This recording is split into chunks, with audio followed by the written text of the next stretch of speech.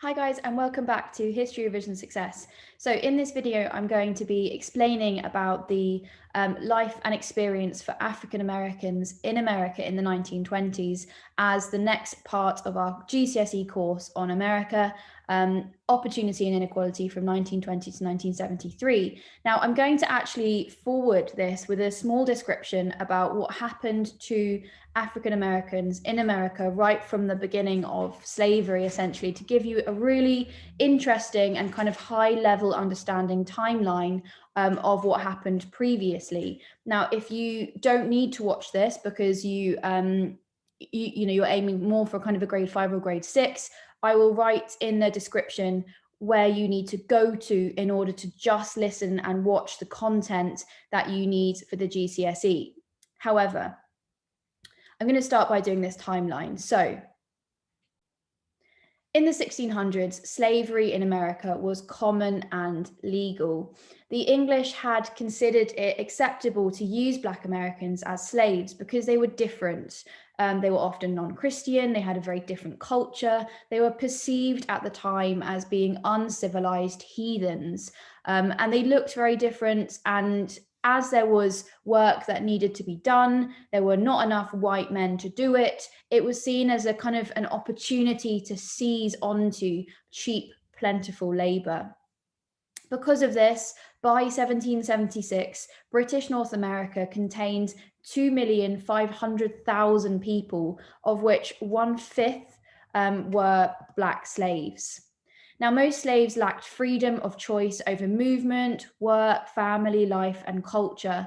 And while some white Americans did not overwork their slaves, allowed them to eat well, have a stable family life, perhaps to attend religious meetings or to read and write, most and some definitely were exceptionally cruel, with whippings being common, and the master having complete and absolute power over an individual's life. So this kind of creates in America this, I don't want to say the word problem because it's obviously not a problem, but in the minds of people at the time, it was seen as the problem of this community of people, because we start with slavery.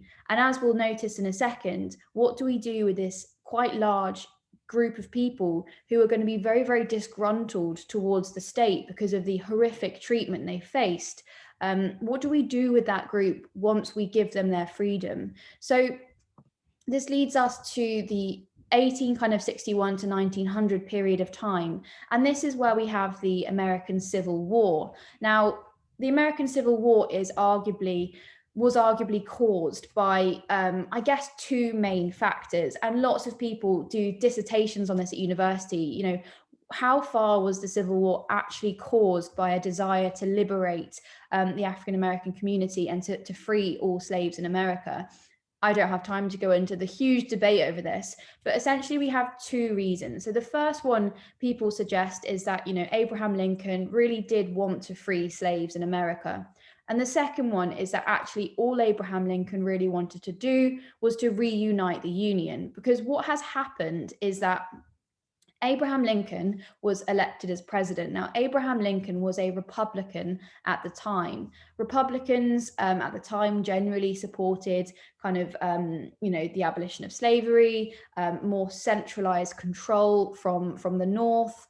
And this led to, in 1860 to 1861, some southern states in America leaving the original Union and creating their own. And they called it the Confederate States of America, or the Confederacy. Now, some people suggest that actually all Abraham Lincoln wanted was to just reunite America as one, because it was too dangerous, too financially impossible, for example, to lose that big group of southern states in the South of America. So that's what some people suggest. So what Lincoln did was he raised the Northern armies to bring the South back into the United States, and the Civil War started. Now, after 4 years, the North eventually won. And Lincoln, quite publicly declared that slavery was the greatest wrong inflicted on any people. However, he was definitely still, willing to allow this to continue to exist in the South. He opposed the extension of slavery to new states, but he was willing to kind of protect its existence as long as we kept the status quo, essentially.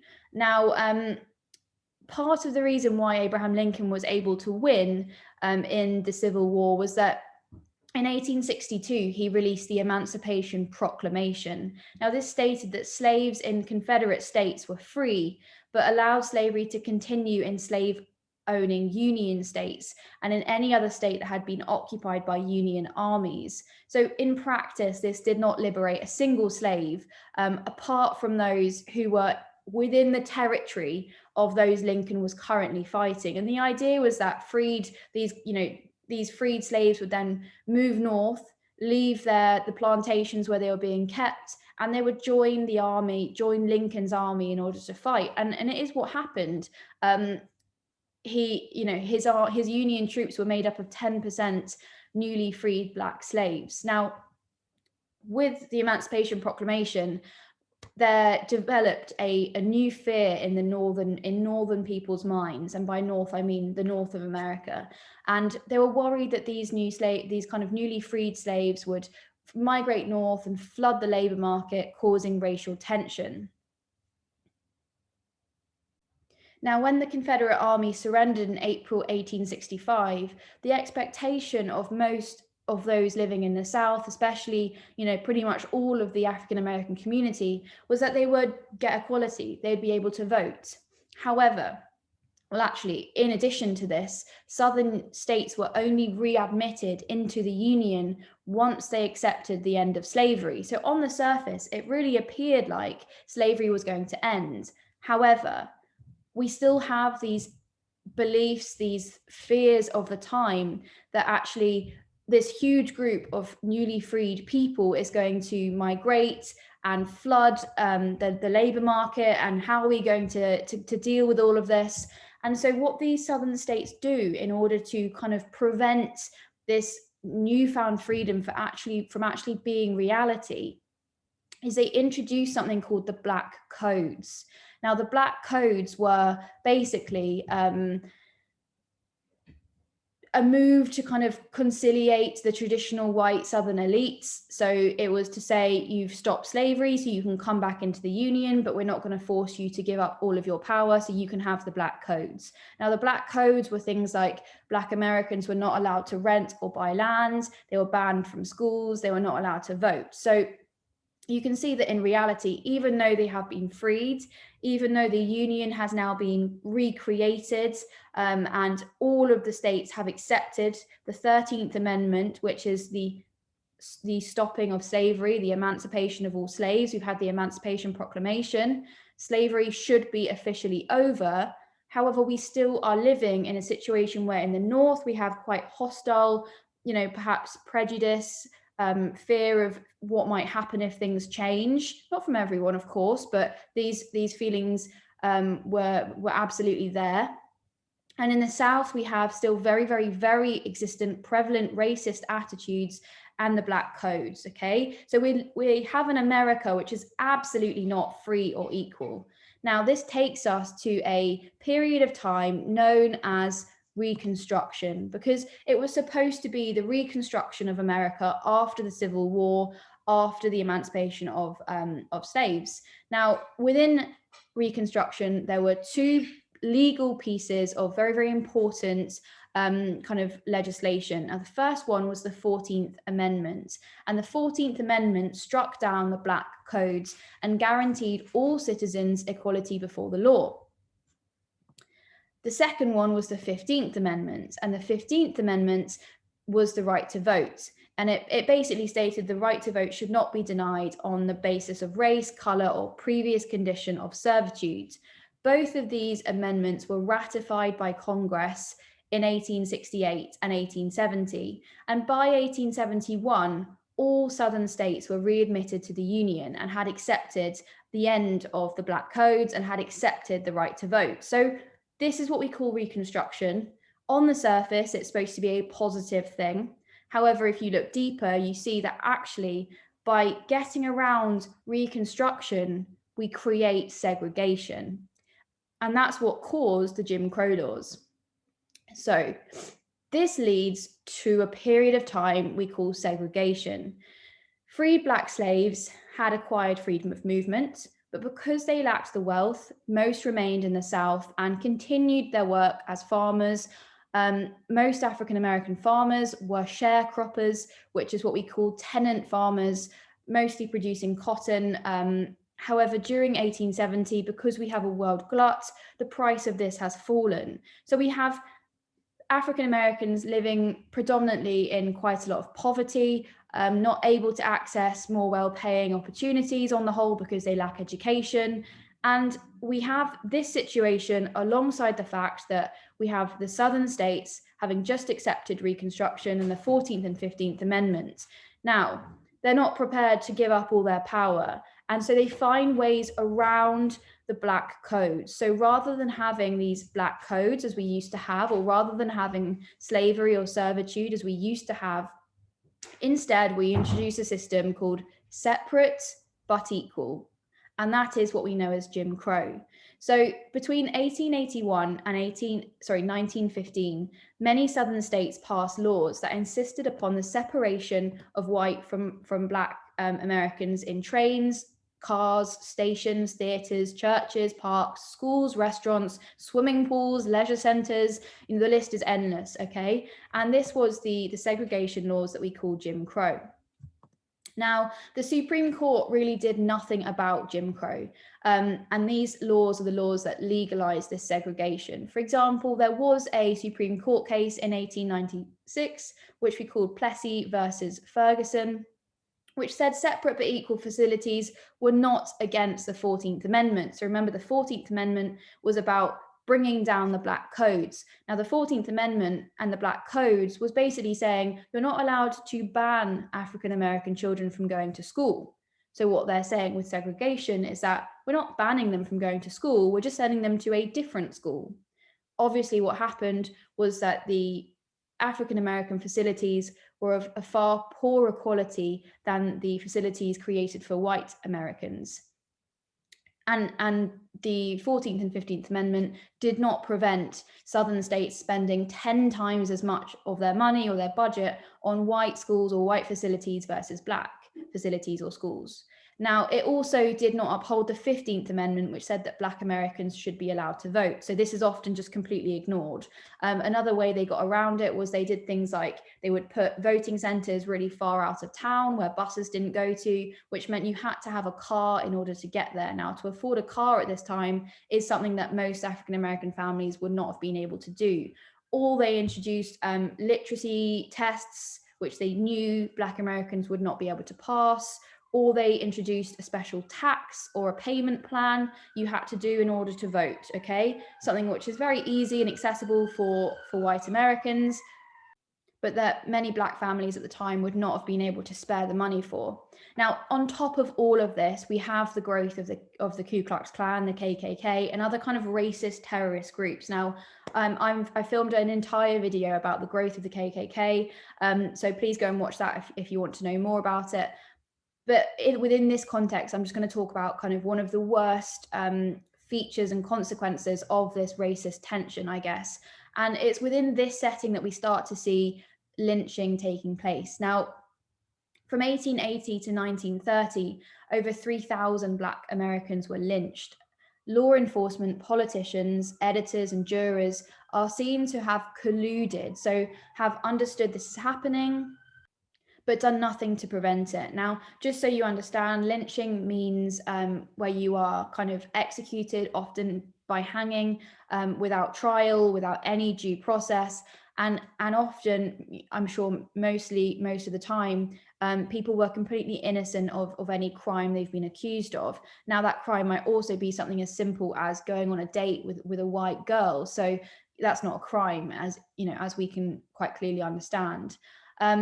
The problem also that I just mentioned, that everyone in power who's supposed to stop and limit these abuses from happening are just on the same side as those doing them, okay? So it was a very kind of, it was a world of collusion. And that's really, it's really sad when we think back about it. So in 1921, we have 61 lynchings. So we're in 1921, America is a modern place. We've just had a war against Germany, a war about freedom, a war about, we're not going to allow you to invade Poland and take over people's lives. And yet we still have lynching going on in America. It demonstrates that Black Americans had no legal protection and that white Americans thought their lives were worthless, essentially. And it showed the white community were very, very, very much still in control in the South. Now, Southern white Americans defended lynching as necessary as a defense of Southern white women against Black rapists, which is a theme which is kind of continued moving forward. If you look at the KKK, part of their justification is about this idea of, all Black men are rapists. We need to try and prevent this. So that is definitely a recurrent theme and a recurrent justification that's used. Now, we kind of enter a period where we have free but not equal, okay? And to summarize all of this then, from the 1600s, millions of Africans are forcibly taken to America to work as slaves. Slavery is then abolished in 1865. However, there were more African Americans by this point in the South of America than there are white Americans. So this creates a fear within politicians driven by racial prejudice and a genuine fear of losing power and losing control, which means the community is then tightly controlled using these segregation laws. And it's this point which our course really starts. Okay, so if you're only wanting the information you need for the course, it's now. So these are known as the Jim Crow laws. As I said previously, we have restaurants, hotels, swimming pools, libraries, taxis, cemeteries, everything is segregated. Even the American Red Cross kept African American blood separate, and ways were found to stop them voting. For example, they had to pass a difficult literacy test or pay high taxes. We also had segregation in the military, and some states banned mixed race marriages. There's no justice from the legal system, as judges, sheriffs, and police often uphold the Jim Crow laws. So, what can African Americans do within this situation? And one thing that happened is what we call the Great Migration. So one option is to migrate, to leave the South and move north. And nearly 2 million African Americans left and went north. They went for new opportunities, despite the fact they'd often still be low paid. And this did trigger some rioting in the North.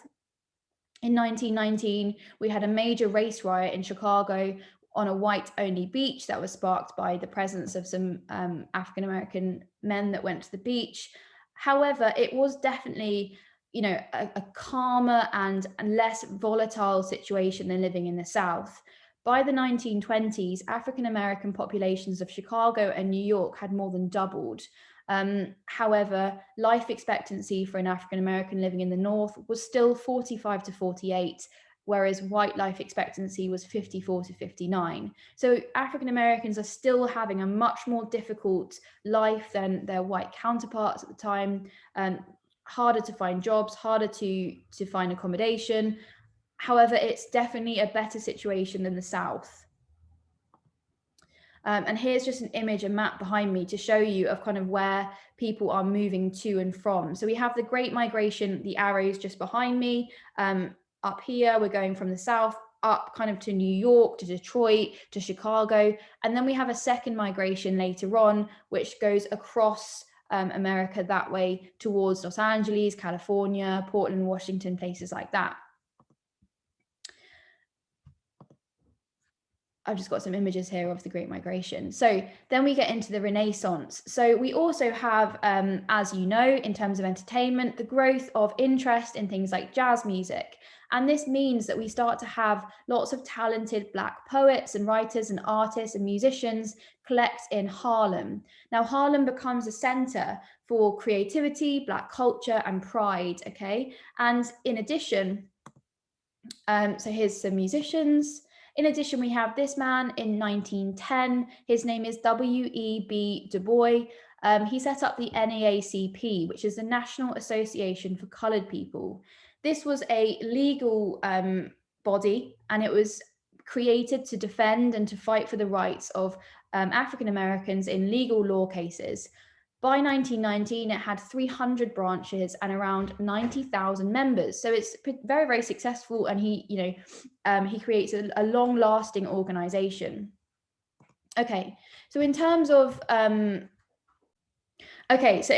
some kind of overall conclusions then about the life of African Americans in the 1920s. Now, to summarize improvements that happened. So in Chicago and New York, there were small but growing African American capitalist movement to help African Americans set up businesses. Now, most of this, by the way, is very high quality grade 9 information that you won't be able to find in the textbook. So this is a summary of that. In Chicago, they ran a successful boycott of shops, protesting they would not shop there unless African Americans were employed. And by 1930, nearly all of the shops in the South Side Belt had employed African American employees. International famous African Americans, people like Louis Armstrong, Paul Robeson, who was a poet, and Langston Hughes, became renowned all over America, but also all over the world. And this obviously raises the profile of the community, of the talents that they have. As I previously said, the growth of the NAACP, and we also have at the same time a man called Marcus Garvey, who founded the Universal Negro Improvement Association, which urged African Americans to be proud of their race and color.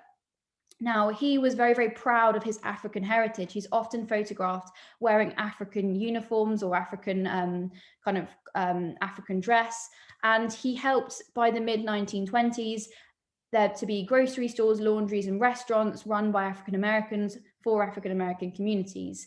At its height, he also attracted 1 million members. So it shows the growth of kind of a national conscious or of a community consciousness. Now, if we trace the civil rights movement, which we kind of think about as championed by someone like Martin Luther King, or someone like Marcus Garvey, someone like W.E. Du Bois, they're very, very important people in the foundations of that movement at creating and making those first moves towards a consciousness that demands more rights and liberties later on under the leadership of people like Martin Luther King and Malcolm X.